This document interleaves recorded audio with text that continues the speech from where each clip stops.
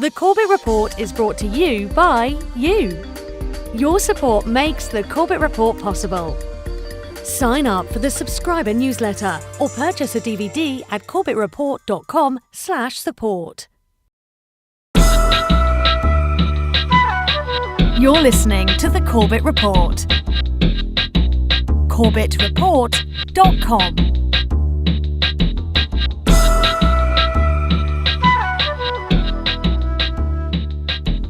Welcome, ladies and gentlemen, welcome to another edition of the Corbett Report. I'm your host, James Corbett of Corbettreport.com, coming to you, as always, from the sunny climes of Western Japan, here on this 5th day of September 2013. Welcome to episode 280 of the Corbett Report podcast. Who was really behind the 9/11 attacks? Well, as we sit here in September of 2013, of course, we are on the cusp of the 12th anniversary of those events of September 11th, 2001. 12 years to investigate what really happened that day. 12 years with which to accumulate information that utterly destroys the official narrative that we are asked to believe that was produced by the 9/11 Commission and other such bodies and official institutions in the wake of those attacks.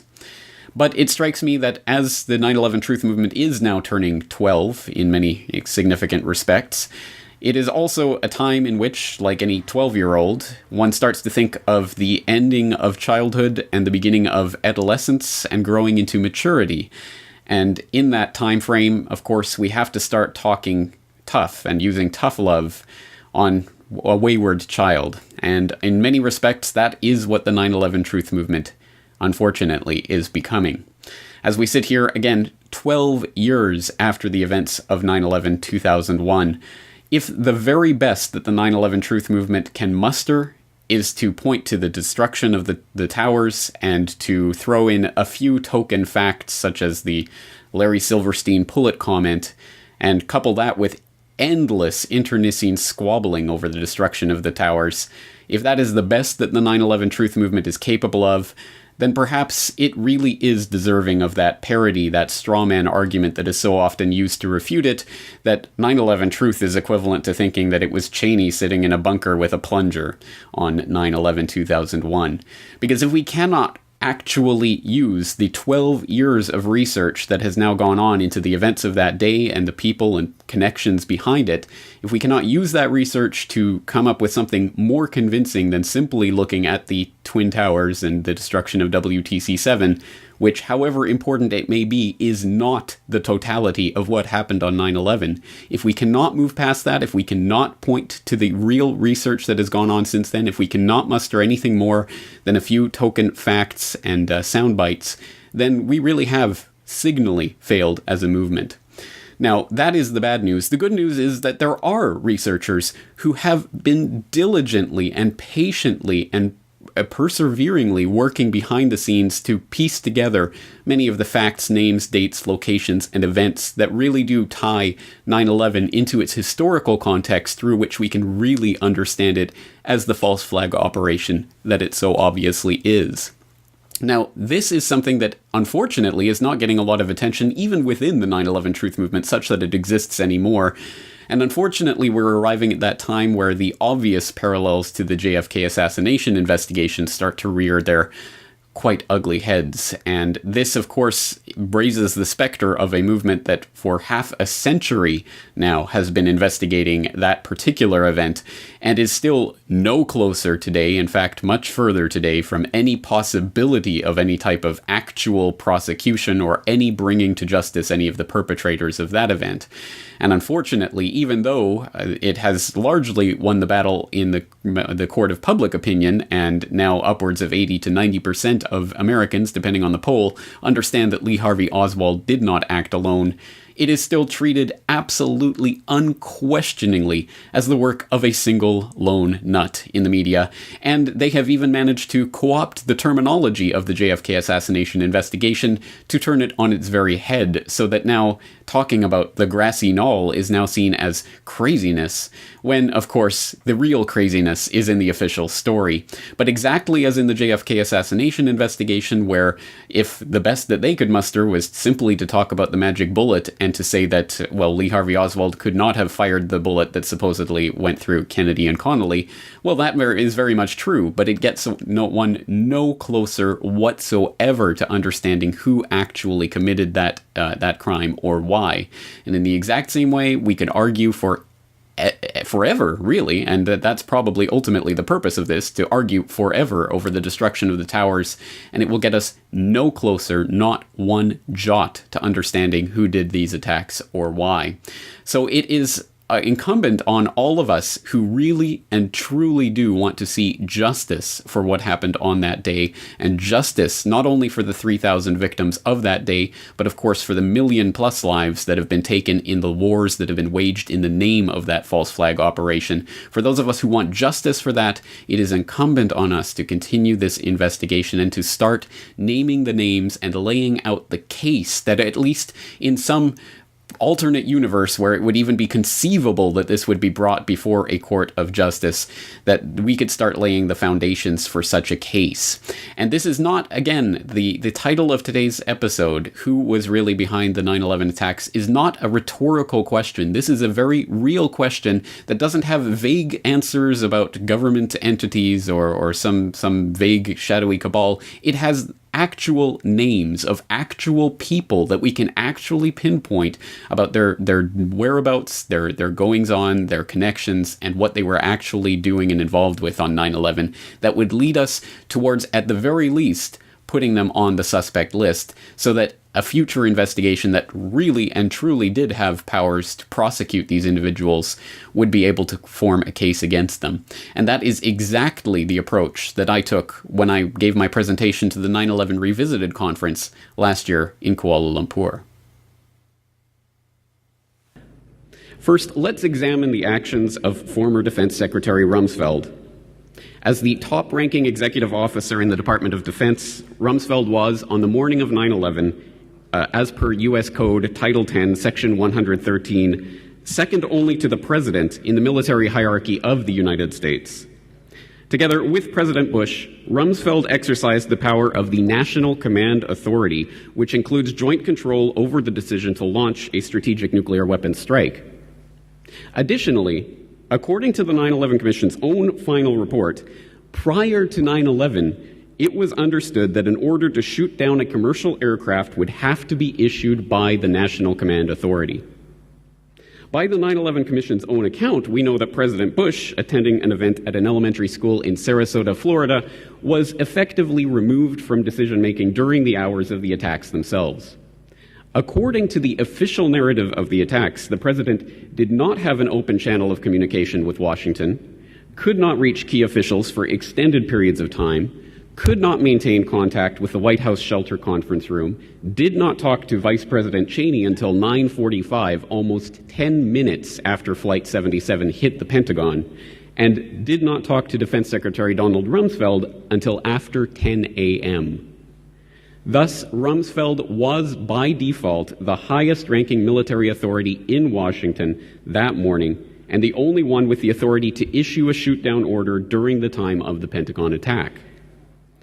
Given Secretary Rumsfeld's vital importance in the chain of command on 9/11, a careful study of his response to the attacks that morning are in order. The record of Rumsfeld's actions on 9/11 are well documented and themselves not a matter of controversy. This is Rumsfeld's own statement to the 9/11 Commission about his whereabouts that morning. Quote, "On the morning of September 11th, 2001, I was hosting a meeting for some of the members of Congress. Ironically, in the course of the conversation, I stressed how important it was for our country to be adequately prepared for the unexpected. Someone handed me a note that a plane had hit one of the World Trade Center towers. Later, I was in my office with a CIA briefer when I was told a second plane had hit the other tower. Shortly thereafter, at 9:38 a.m., the Pentagon shook with an explosion of a then unknown origin. I went outside to determine what had happened. I was not there long, apparently, because I am told I was back in the Pentagon with the crisis action team by shortly before or after 10 a.m. The implications of this statement alone are remarkable. By 9:05 a.m., 2 minutes after United Flight 175 hit the South Tower of the World Trade Center, it was generally understood among senior government officials that, in the infamous words of White House Chief of Staff Andrew Card, America is under attack. Yet at this time, the top-ranking military officer in the United States government, the only one in the loop that day with the ability to give the authority to shoot down hostile civilian aircraft, made no attempt whatsoever to coordinate a response to this acknowledged attack. He did not establish the details of the flights involved or possible other hostile aircraft with NORAD or the FAA. He did not make any effort to determine what interceptors, if any, had been launched in response to the two jets in New York. And he certainly did not issue any directions for intercepting any other potential aircraft. Instead, by his own account, he proceeded with a regularly scheduled meeting with his CIA briefer, Denny Watson. It's important to note that Rumsfeld actively deflected attempts by his staff to engage him in that crucial window of the time that Flight 77 was bearing down on the Pentagon. According to Assistant Secretary of Defense for Public Affairs Victoria Clark, she and other key DoD staffers had gone into Rumsfeld's office to, quote, tell him that the crisis management process was starting up. But Rumsfeld insisted that he needed to make a few phone calls and proceed with his regularly scheduled 9:30 briefing. Instead, he told Clark to wait for him in the Executive Support Center. During the entire time that Flight 77 approached the Pentagon, Rumsfeld proceeded with his business as usual. During this 35-minute window of time between the second strike on the Twin Towers and the crash of Flight 77 into the Pentagon at 9:38 a.m., the incalculably complex interlocking mechanisms of the most sophisticated defense system in the history of the world sprang into action. Counterterrorism Chief Richard Clark established a video conference to coordinate a crisis response to the attacks. The FAA Command Center issued a ground stop for all air traffic landing or transitioning through New York, Boston, Cleveland, and Washington air centers. The Northeast Air Defense Sector of NORAD launched F-15s to establish a combat air patrol over New York City. Yet throughout it all, the chief executive in command of the United States military in the president's absence sat in his office, giving no outward indication that he was aware of any of these activities, and certainly making no effort to involve himself with any of them. Then, when the plane finally did hit the Pentagon, once again, the most important person in the military chain of command abandoned his post altogether, theoretically jeopardizing himself and demonstrably obstructing the military response to any other potential attackers, to participate in a meaningless photo opportunity on the lawn of the Pentagon, helping first responders to carry the wounded into an ambulance. Secretary Rumsfeld was in his suite of offices on the other side of the building from the impact zone.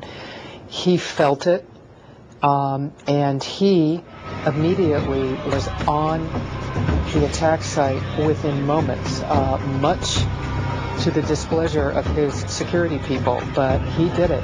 And there are pictures of the secretary helping other men carry stretchers of the injured.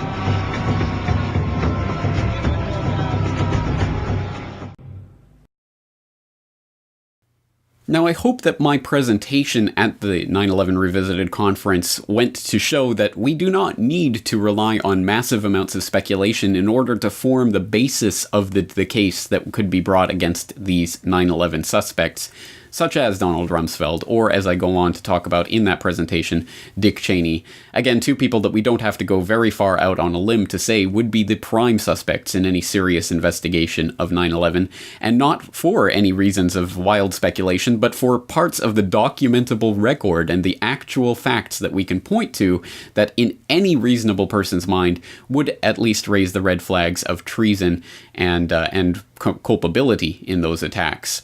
So this is the type of case that we have to construct, and it involves not only names that we are all familiar with, including Donald Rumsfeld and Dick Cheney, more of which you can get from basically any source on the internet, but some of the names that probably, unless you were a diligent 9/11 researcher, you probably have never even encountered. So let's start getting into some of the names that may be a little bit more obscure, and starting to look at some of the actual people behind the events of 9/11. And in that regard, we're going to start with a very interesting person of interest, as the FBI would no doubt label him if they were going to conduct a real investigation. And that is L. Paul Bremer, who people will probably know as the person who went on to become the governor of Iraq during the US occupation. But he had some interesting connections that extended both previous to and after the events of 9/11 itself. And the first place that I'd like to start with our investigation of L. Paul Bremer is to simply note his appearance in the Project Constellation audio from Richard Andrew Grove, which set out Richard Grove's startling and, again, must-listen testimony if you've never heard it before, about his time with Silverstream Technologies creating and selling software to massive insurance and financial companies like AIG and Marsh & McLennan. Before I move on to some other important topics and experiences, I'd like to share with you some insight about the who, how, and why of September 11th. Without getting into the sordid details of why the towers were brought down through controlled demolition and making the connections between the associated risks and costs of asbestos removal and the infamous decision made by the terrorists to take a money-losing operation and turn it into a money-making, never-ending war, I'll offer this sample. First, I would note that L. Paul Jerry Bremer, who was in charge of the coalition reconstruction element of the post-9/11 Hegelian plan being carried out in Iraq, used to work for Heinz Kissinger, better known to the public as Henry.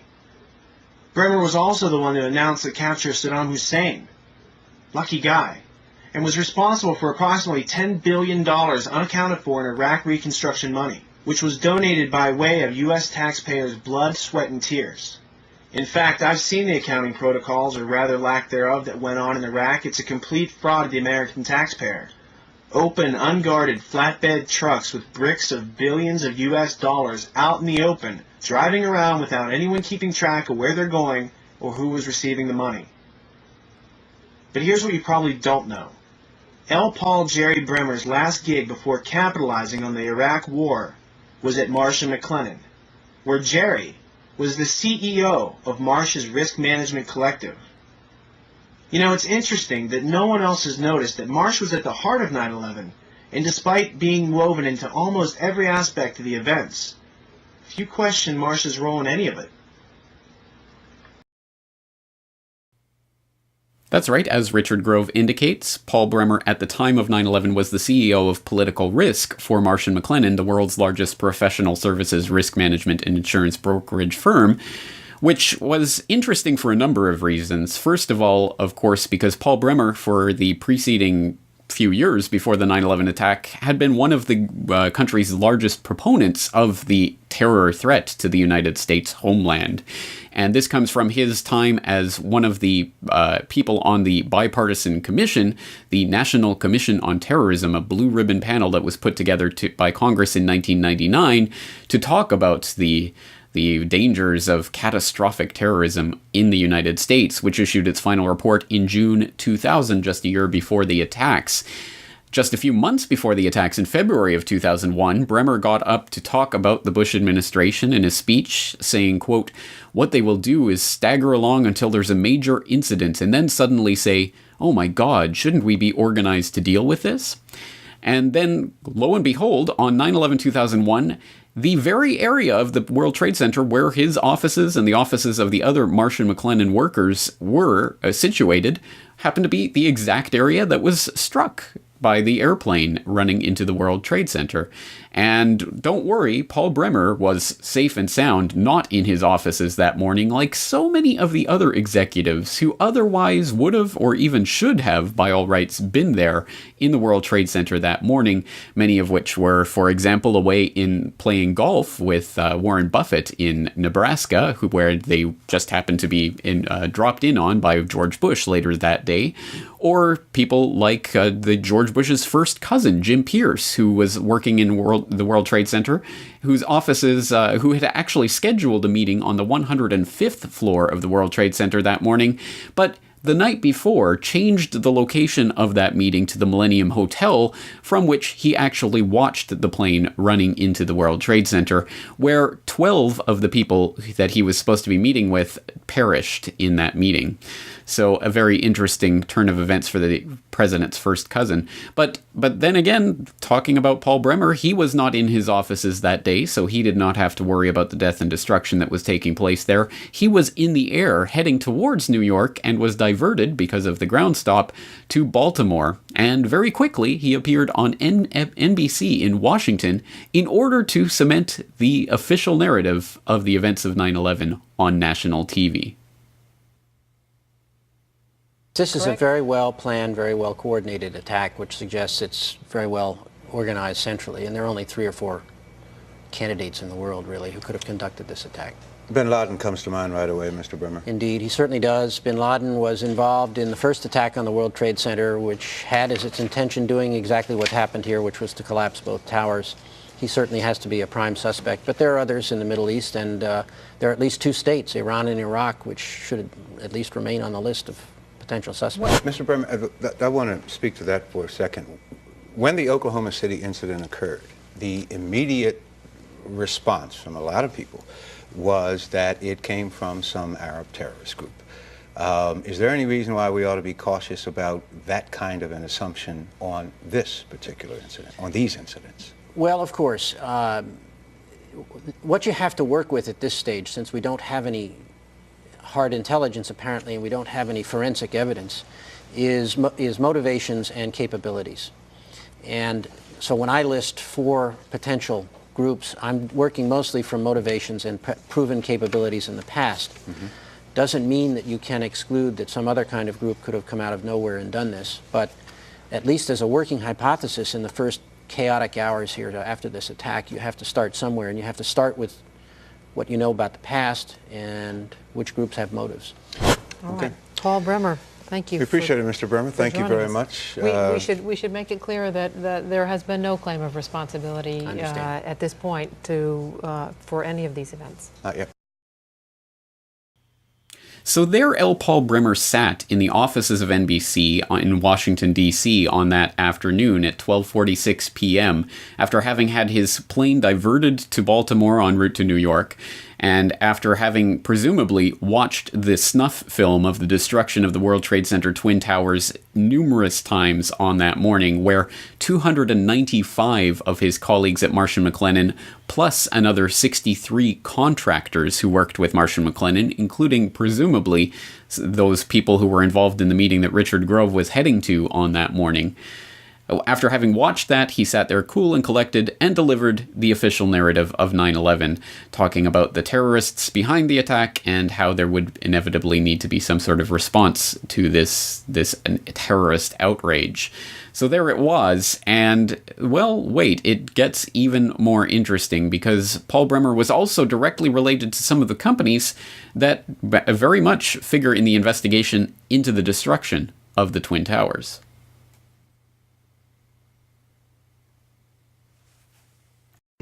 In the impact zone of the North Tower was a company called Marsh & McLennan, which at the time was the world's largest insurance brokerage company. One of Marsh's executives was a guy named L. Paul Bremer, who was also the chairman of the Congressional National Commission on Terrorism from 1999 to 2000, and the U.S. Ambassador at Large for Counterterrorism from 1986 to 1989.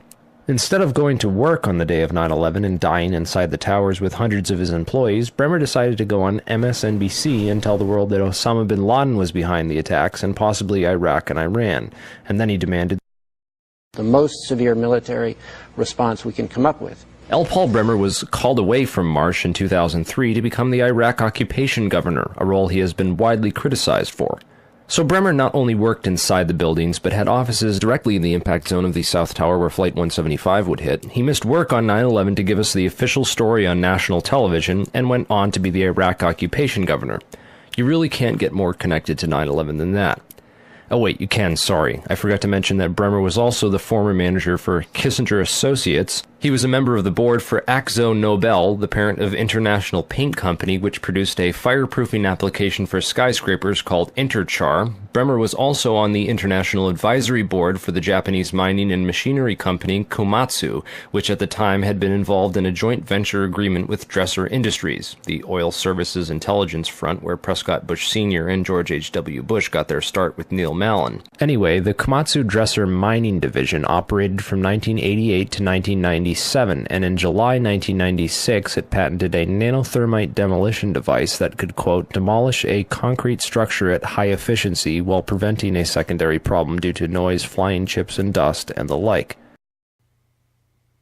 What we've just been watching is a clip from the very informative, must-see video 9/11 Conspiracy Solved from 9/11 researcher Jeremy Reese. And I will of course put the link into the full video so you can continue watching that full presentation that goes into so many of the different points, details, names, and events that have been identified by researchers like Kevin Ryan and Mark Gaffney and others over a period of several years now, putting together, again, the painstaking research that really does connect so many of these dots. And as Paul Bremer, of course, not only deeply connected with some of the events of 9/11, but then going on to become the occupation governor of Iraq, let's turn to another part of that 9/11 Conspiracy Solved video and another person who ended up with Bremer in Iraq, helping to train the Iraqi police forces, and that's a character by the name of Bernard Kerik, someone who just recently was released from federal prison after having served a 4-year sentence on a variety of charges, including conspiracy, mail fraud, wire fraud, and lying to the IRS. This is someone who's had a very interesting career in a number of respects, having started out in the U.S. Army as stationed in Korea. He was discharged in 1977 and eventually ended up in the New York City Police Department, where he gradually worked his way up to police commissioner, the position that he held at the time of 9/11. And it's in that capacity that he also engaged in some very interesting activities on the morning of 9/11. In fact, being at Giuliani's right-hand man, visible in most of the footage and pictures of Giuliani that day, and someone who was there when Giuliani was the first to declare that there were no explosives at the World Trade Center, etc. So a very interesting figure in his own right. Let's look at a short clip from the 9/11 Conspiracy Solved video about Bernard Kerik.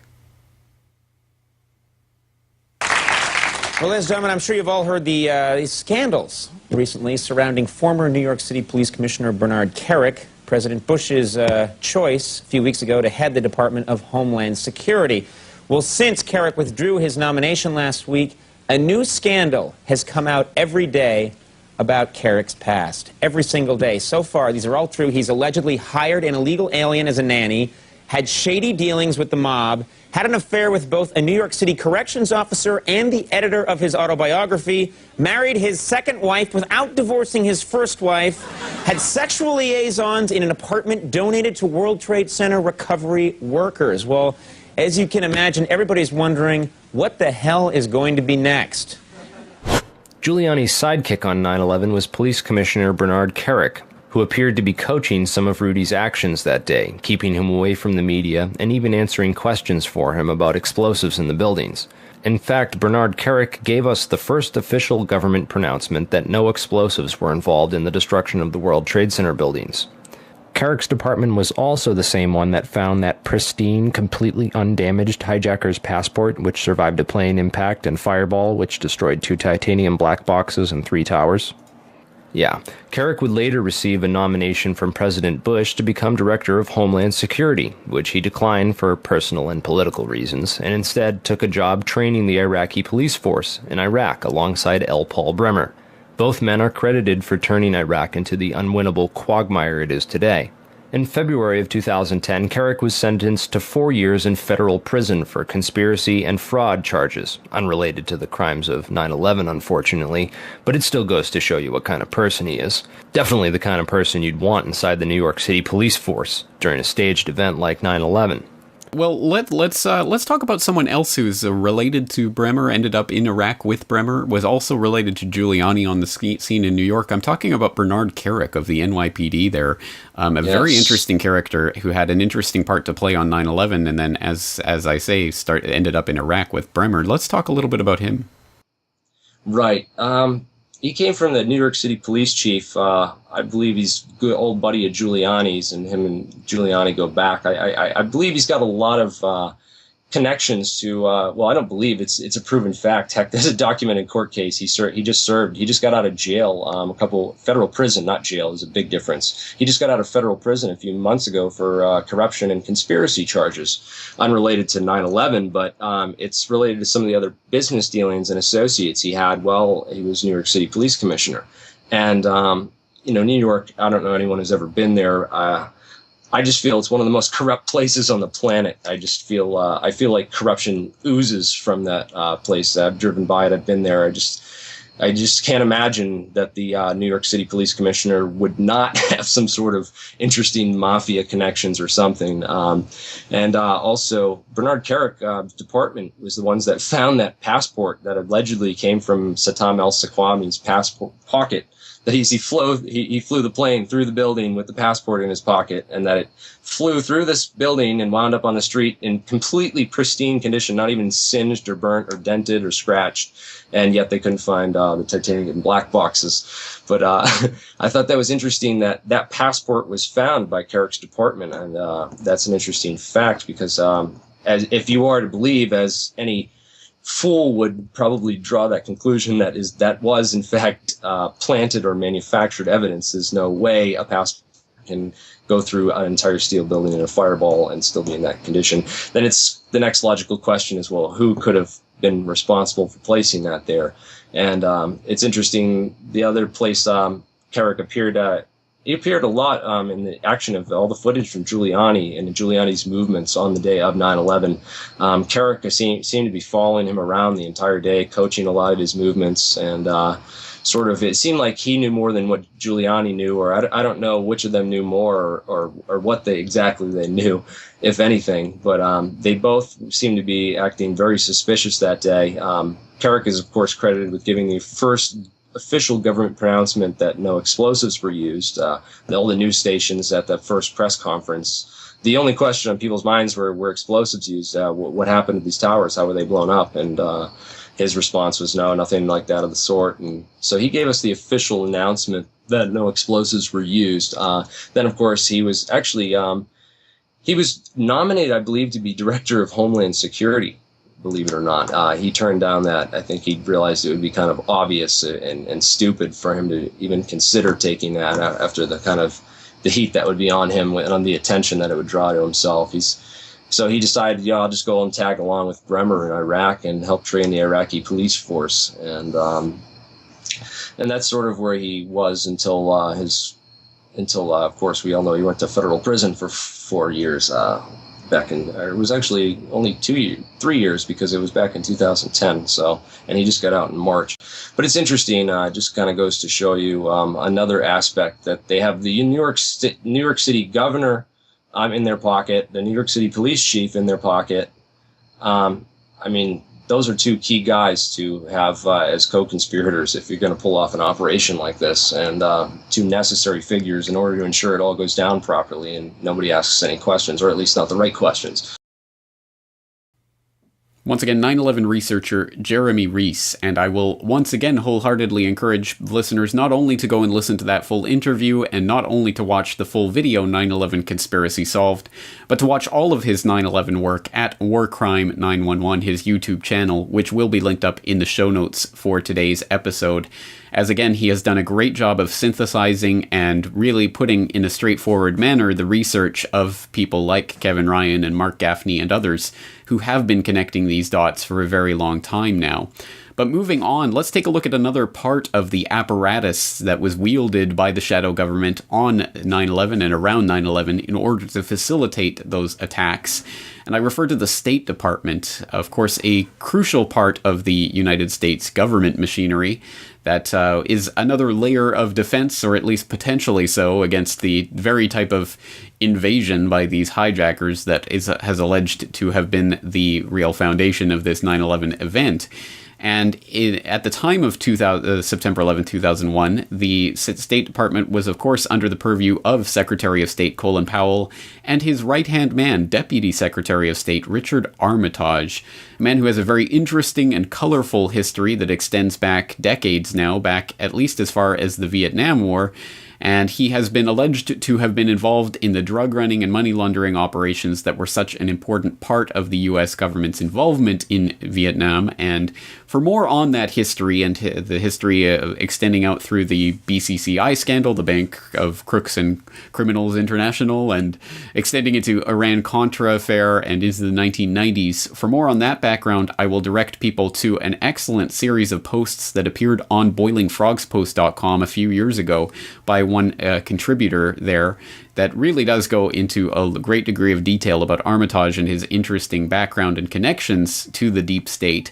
But let's take a look specifically surrounding the events of 9/11, where as Deputy Secretary of State, he oversaw the number 3 people collectively at the State Department, the Undersecretary for Political Affairs, Mark Grossman, who figures prominently in the testimony of Sibel Edmonds and the events surrounding her case, and Undersecretary of State for Management, Grant S. Green, who was the one who oversaw the Visa Express program that was run out of the Jeddah consulate in Saudi Arabia that helped at least 5 of the alleged 9/11 hijackers to get their passports, or to get their visas, to enter the United States, which they supposedly did so.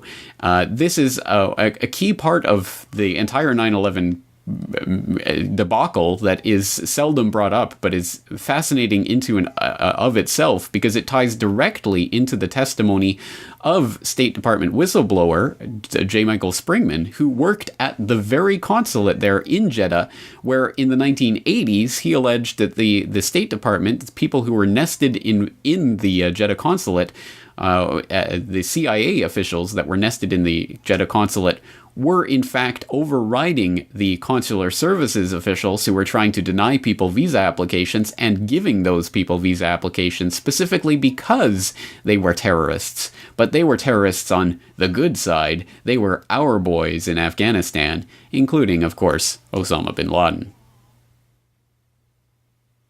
All right, I'm Mike Springman. Some 15 years ago now, I was chief of the visa section at the CIA's consulate at Jeddah, Saudi Arabia. In Jeddah? Yeah. People were being brought there from all over the Middle East for visas to come to the United States.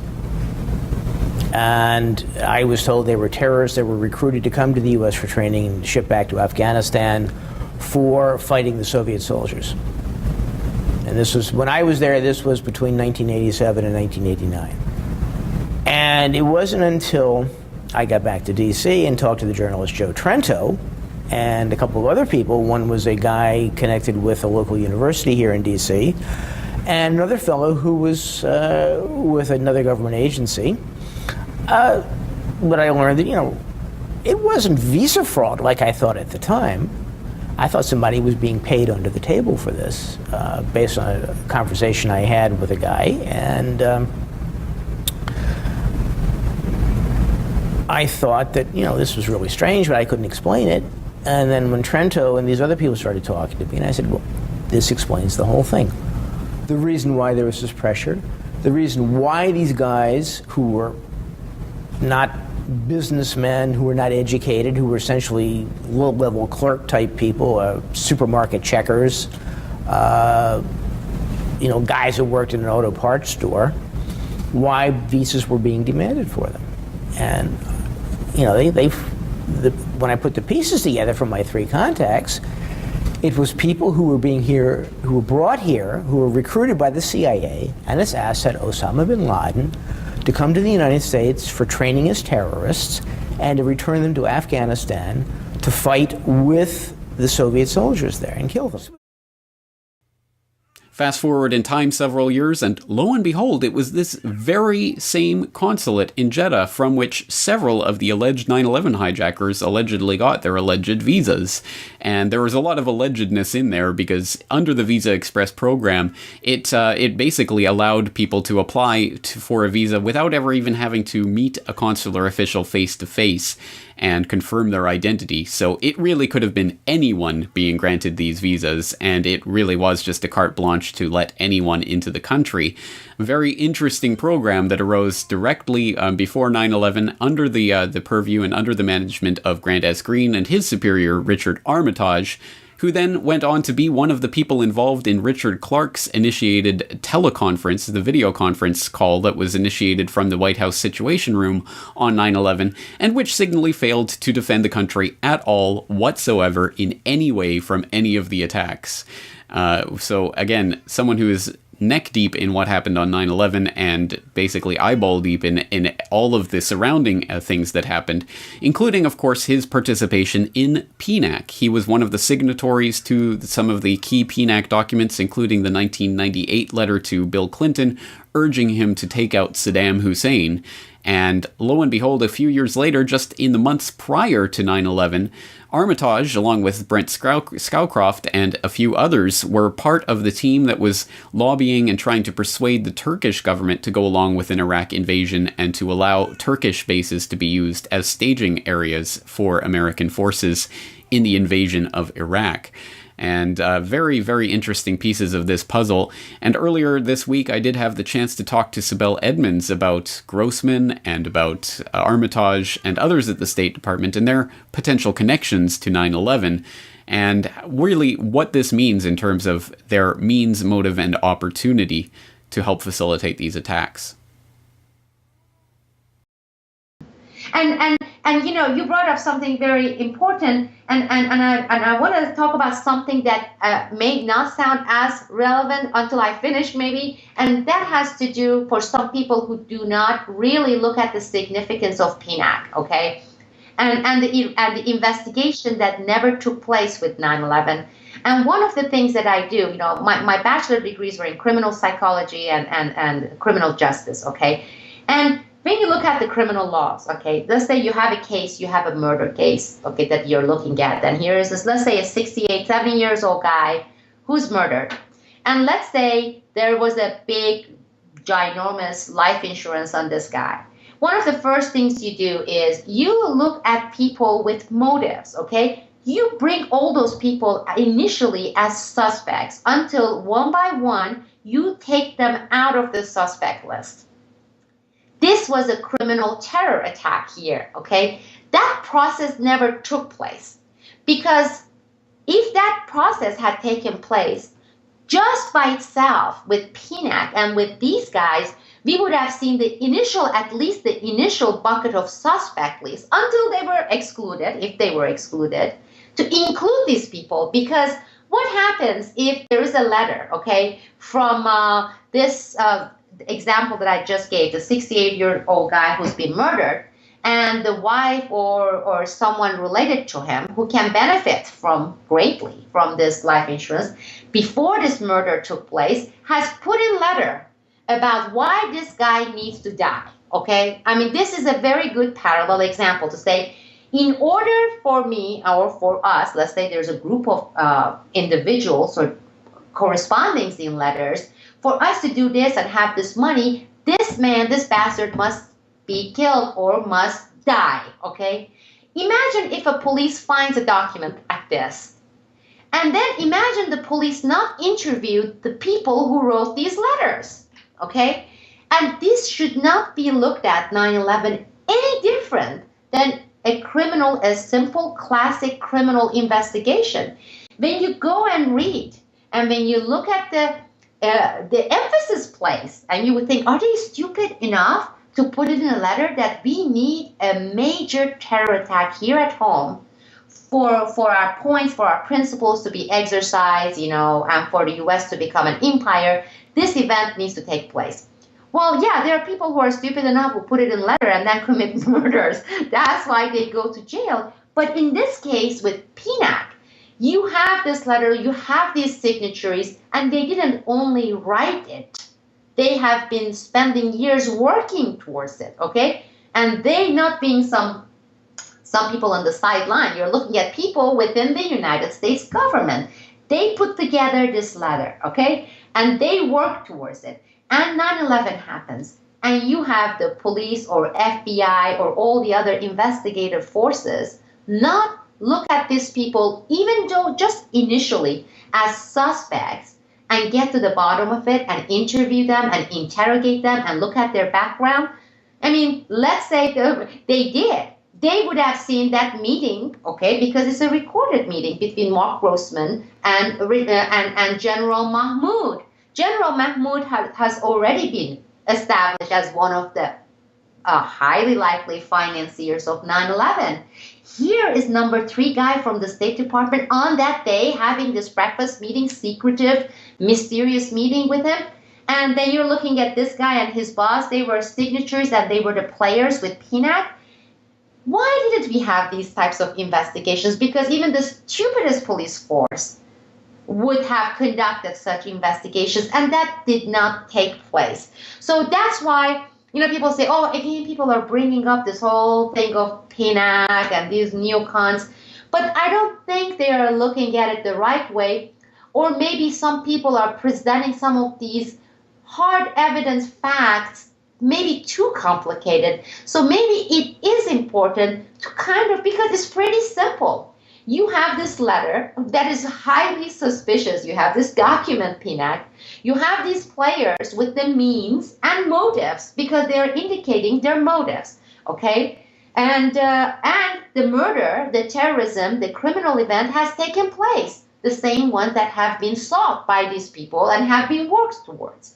It is pretty simple because with all these criminal cases, and terrorism is a crime, okay? Murdering those people is a crime. And you have to look at it the same way as any criminal investigation, and that is the means. Has there been any, premeditation, the means, the motives, and the beneficiaries?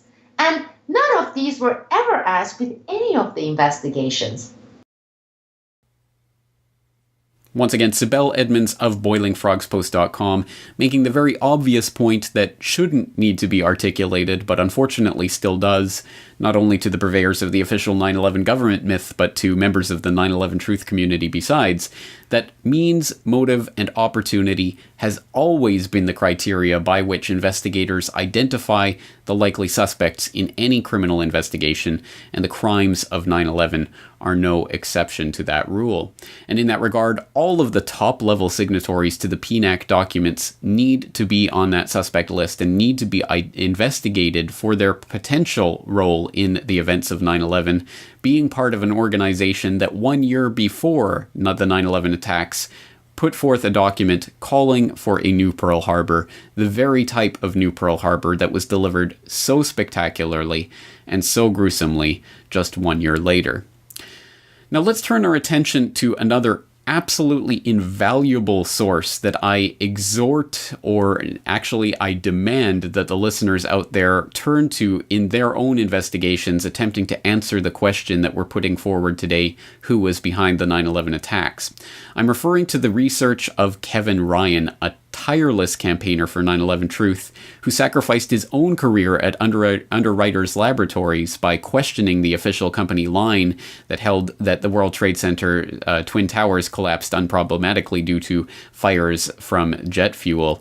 And when he refused to go along with that, he eventually lost his position at Underwriters Laboratories. And from that time forward, he has been absolutely relentless in his pursuit of 9/11 Truth, having been not only on the board of Architects and Engineers for 9/11 Truth and a founding member of Scholars for Truth and Justice of 9/11, being on the committee for the 9/11 Journal of 9/11 Studies, and recently turning his attention to the wider scope, the wider problem of identifying the actual suspects that could be named in any serious criminal investigation of 9/11. And in that regard, let's turn to his latest book, Another 19, in which he attempts to identify the legitimate 9/11 suspects and posits a different 19 from the 19 hijackers armed with box cutters directed by a man on dialysis in a cave halfway around the world that we were expected to believe did pull off the spectacular, gruesome attacks of 9/11. In this remarkable book, Kevin Ryan goes into an incredible amount of detail outlining the real suspects that we could look at in any serious 9/11 investigation and the reasons why these people are interesting. And everyone that we've talked about so far today, from Donald Rumsfeld and Dick Cheney to Bernard Kerik to others, are named and examined in this book. So I hope that people will go and take a look at this work. It is absolutely essential reading. And although there's no way to do justice to the work in its entirety, let's take a look at one specific example of one person that likely very few people in the audience have ever even heard of, even if they are part of the 9/11 truth movement, but someone who had a very interesting and very critical role to play on the morning of 9/11, even though he was, like many others, delinquent, AWOL, absent from his line of duty that morning. I'm referring to Lieutenant General Michael A. Canavan. So let's read from a section of the book, Another 19, where Kevin Ryan outlines who Lieutenant General Michael A. Canavan was, what his position was, and why it was so crucial to what took place on 9/11. Quote, "The hijack coordinator at FAA headquarters, Lieutenant General Michael A. Canavan, had been in his position for only 9 months and would leave the job within a month after 9/11. Surprisingly, although Canavan was mentioned in the 9/11 Commission report, he was not cited for his role as the FAA's hijack coordinator, a role that was at the center of the failure to intercept the planes on 9/11. Instead of being mentioned as the hijack coordinator, Canavan was in the report because he had been the commander of the Joint Special Operations Command, JSOC, which ran the military's counterterrorism operations and covert missions. The report described Canavan's part in the failure to follow through on a carefully laid out 1998 CIA plan to capture Osama bin Laden in Afghanistan. Canavan was quoted as saying that the plan put tribal Afghanis at too much risk, and that the operation was too complicated for the CIA. Ironically, after 9/11, few, if any, U.S. leaders would express concern for tribal Afghanis while engaging in a war of aggression in Afghanistan. In any case, it seems odd that Michael Canavan occupied what turned out to be the most important position relative to the failure to intercept the hijacked planes on 9/11, and was also involved in evaluating plans to capture OBL just 3 years earlier. Apart from the coincidence that he was selected as the most qualified person for both of those very different positions, he was also a central figure in these two different reasons why the 9/11 attacks were said to have succeeded. When he first started the job as FAA's hijack coordinator just 9 months before the attack, Canavan was in charge of running training exercises that were pretty damn close to the 9/11 plot, according to John Hawley, an employee in the FAA's intelligence division. In his comments to the 9/11 Commission, Canavan denied having participated in such exercises, and the Commission apparently didn't think to reconcile the conflicting comments it had received from Hawley and Canavan on this important issue. Canavan's job as hijack coordinator was clearly the most important link in the communications chain between the FAA and the military. But the 9/11 Commission did not address this hijack coordinator position and did not mention the alarming fact that we don't know who actually handled the job of hijack coordinator on the day of 9/11. We don't know because Canavan said he was in Puerto Rico that morning and claimed to have missed out on everything that happened that day. End quote. Earlier this month, Kevin Ryan appeared on Guns and Butter with Bonnie Faulkner to talk more about Another 19 and the various suspects outlined in this groundbreaking work, including Canavan. Kevin, how long did it take you to write this book, Another 19? It's so dense, it must have taken a very long time.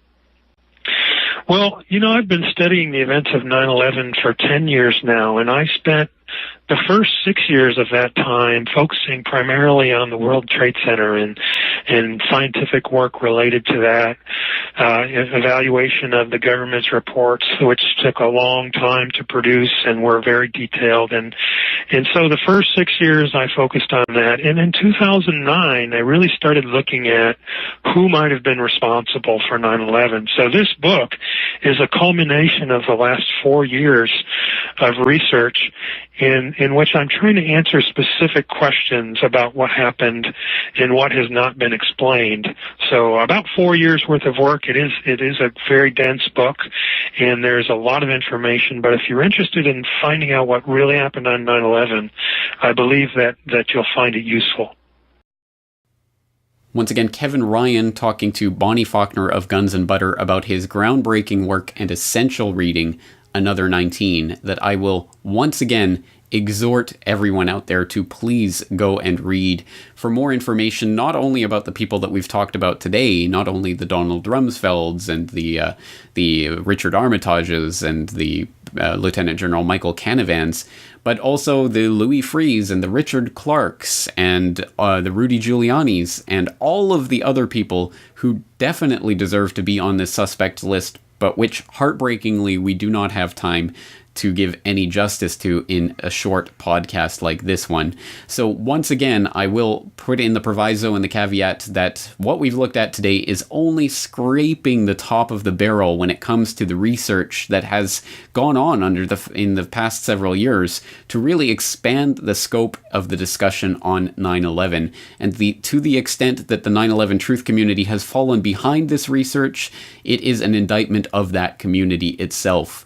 Because once again, we are pressing forward, and ultimately I think the goals have to be twofold. The first is to actually achieve justice for 9/11, and we have to believe that there is still a possibility for that to happen. And the obvious analog, once again, unfortunately rears its ugly head, the JFK assassination investigation. And once again, the obvious analog would be something like District Attorney Jim Garrison stepping forward to start in a criminal trial seeking to prosecute someone for the assassination of JFK. And it's the bravery of someone like Jim Garrison that we would really need in this connection to start some sort of criminal proceeding that would have any hope of actually bringing any of these perpetrators to justice or beginning the real criminal investigation that would be able to pry out even more information from the death-like vice grip that this information has unfortunately been under for 12 years now. But at the same time, as I think we do have to strive towards that goal, and we do have to, regardless, do the thankless tasks of putting together this information and the research that would form the basis for any such prosecution, we also have to be very realistic about the possibilities of such a prosecution ever attaining justice through the court system. And again, the analog of Jim Garrison presents probably the best warning of what such an investigation might ultimately end up as we now know that Jim Garrison's investigation was thwarted and hampered by the CIA and the FBI from its very inception. And not only was it infiltrated and spied upon, not only was it derailed by plants within the investigation, but of course many of the key witnesses also went mysteriously missing and or dead during the course of that investigation and that trial. So unfortunately, just as Jim Garrison was derailed, I would be very surprised if any similar court case was not derailed. But that A, does not take off the responsibility of all of us to continue striving for that justice, and B, perhaps more importantly, in the long run, in the bigger picture, although justice for the events of 9/11 always has to be the front and center of any 9/11 truth movement, but I think secondarily, we also have to understand that we are winning the battle for the hearts and minds of the public. We are winning in the court of public opinion, where the judgment is being made, and now more so than ever, more so than in any other time of history, at least modern political history, the idea of false flag terrorism is part of the mainstream discourse. This is a true victory that has been achieved by the alternative media community generally, and of course the 9/11 Truth movement spearheading that understanding, whereas just a few years ago, people were almost universally confronted with the question, why would the government attack itself when positing the idea that 9/11 was an inside job? People no longer need to be brought up to speed on this idea of false flag terrorism, and we see even in mainstream sources now, they are forced to confront this idea of false flag terrorism. And with every event that they use to try to shape the political discourse, whether it be a Boston Marathon bombing or a Syrian chemical weapons attack, they are now having to fend off a public that is increasingly skeptical of everything that they do. And this is one of the victories of the 9/11 Truth movement that we really have achieved in the last several years by pressing forward and educating the public about false flag terrorism, about the fact that it does always benefit the power structure for these cataclysmic, catastrophic events to go forward exactly as they have been literally written into the script by the Bremers and others who have warned about these attacks before they occur in the exact way that we were warned about. So again, I will leave it to all of you out there to continue going through the investigation and the research of people like Kevin Ryan and Jeremy Reese and Mark Gaffney and others who have been putting this together over the years, but also, of course, to continue the investigation yourself and to continue connecting these dots, because this is the way forward for 9/11 Truth. It does not lie in endless internecine squabbling over the destruction of the Twin Towers, however spectacular and spectacularly diverting that information might be, no matter how interesting it may be and how useful it may be for bringing others into the movement. At the end of the day, we need to have much, much firmer ground to stand on in order to convince anyone, even ourselves, let alone the general public, of the veracity of our claims. And at the end of the day, that is what 9/11 Truth is and should be about. On that note, we're going to leave things there for today. I am James Corbett of Corbettreport.com, thanking you for joining me for this edition of the Corbett Report podcast and asking you to join me again next week.